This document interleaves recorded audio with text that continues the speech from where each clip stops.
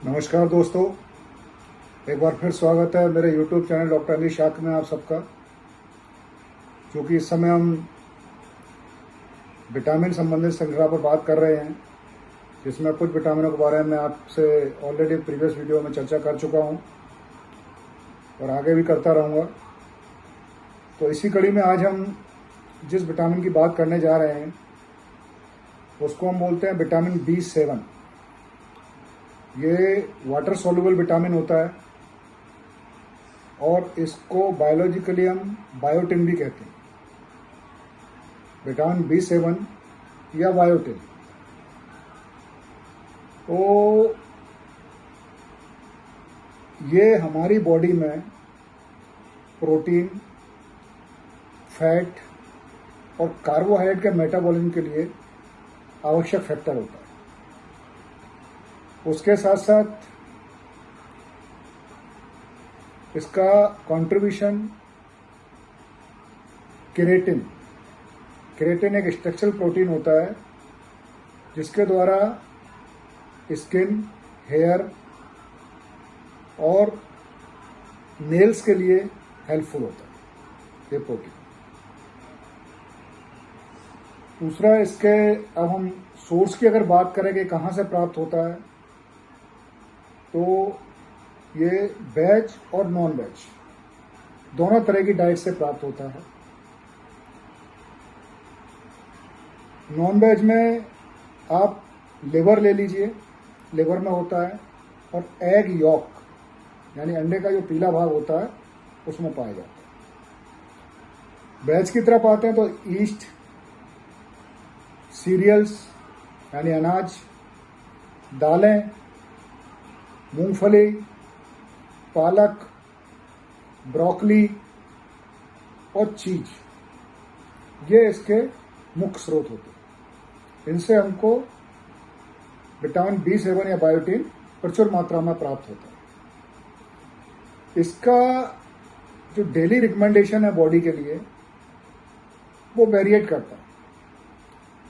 Infants यानी 1 साल तक के बच्चे में इसकी जो रिकमेंडेड डेली अलाउंस रहता है वो 50 माइक्रोग्राम पर डे।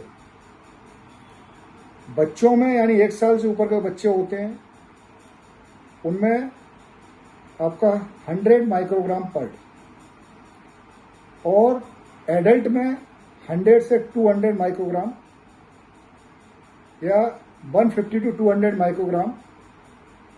अगर रेंज की हम बात करें तो 100 से 200 माइक्रोग्राम पर डे रिक्वायरमेंट इसका होता है। इसके अलावा अगर इसकी डेफिशिएंसी होती है,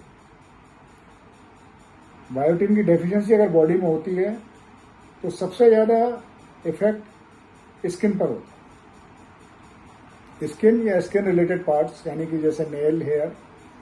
बायोटिन की कमी होने के कारण हेयर फॉल आपको बहुत देखने को मिलेगा। हेयर फॉल आपको बहुत अधिक मात्रा में देखने को मिलेगा, क्योंकि जो केराटिन प्रोटीन है, स्ट्रक्चरल प्रोटीन जो है, वो डेफिशिएंट होना शुरू हो जाएगी और हेयर हल्के होना शुरू हो जाएंगे, तो हेयर फॉल आपको देखने को मिलेगा। डर्मेटाइटिस, मस्कुलर स्क्वेमस डर्मेटाइटिस होती है, ये स्किन का इन्फेक्शन होता है, वो आपको देखने को मिलेगा।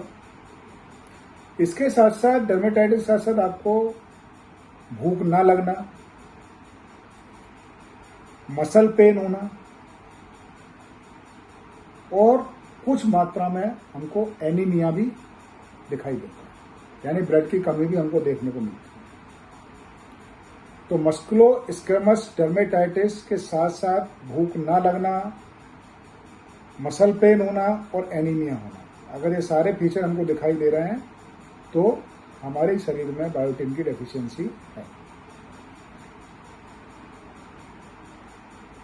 अब ट्रीटमेंट की अगर हम बात करते हैं तो 0.2 to 2 mg per day orally और इंजेक्टेबली हमको ट्रीटमेंट की आवश्यकता पड़ती है। तो जो रिकमेंडेड डेली अलाउंस है वो वेरिएट है 50 माइक्रोग्राम, 100 माइक्रोग्राम और 100 to 200 microgram for adult. Treatment part में अगर हम बात करें तो 0.5 से 2 mg पर डे, वहाँ हमने माइक्रोग्राम की बात की है, यहाँ मिलीग्राम की बात है।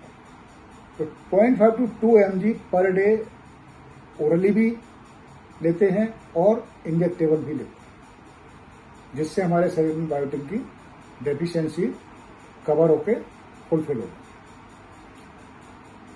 तो ये आज हमने चर्चा की बायोटिन पर। आगे और भी विटामिन पे मैं आपसे चर्चा करूंगा। अगर आपको ये जानकारी लाभप्रद लगती है तो आप वीडियो को लाइक करें, चैनल को सब्सक्राइब करें, बेल आइकन दबाना ना भूलें, जिससे आपको आगे के वीडियोज़ की जानकारी मिलती रहेगी। तो आज के लिए इतना ही। अगले वीडियो में फिर एक नए विटामिन के साथ आपसे मुलाकात होगी। तब तक के लिए से यू, बाय बाय।